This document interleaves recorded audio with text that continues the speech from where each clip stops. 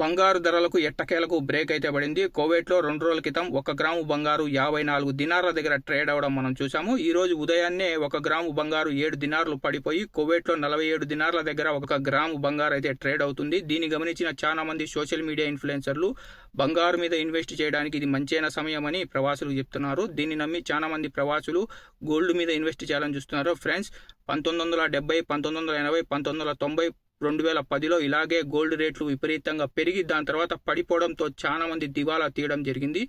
Global మార్కెట్లో dollar విలువను పెంచడానికి అమెరికా ఖచ్చితంగా వెండి బంగారు ధరలను ఖచ్చితంగా కిందికి తీసుకొస్తుంది.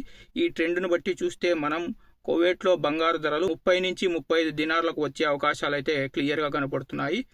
ఈరోజు కువైట్లో బంగారు ధరలు కనుక చూసుకుంటే 24 క్యారెట్ల బంగారు 1 గ్రాముకు 47 దినార్ల 870 పిల్సుగా ఉంది.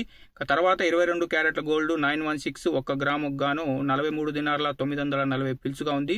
తర్వాత 21 క్యారెట్ల బంగారు కనుక చూసుకుంటే 1 గ్రాముకు 41 దినార్ల 890 పిల్సుగా ఉంది. ఇంకా ఆఖరిలో 18 క్యారెట్ల బంగారు కనుక చూసుకుంటే 1 గ్రాముకు 35 దినార్ల 900 పిల్సుగా ఉంది.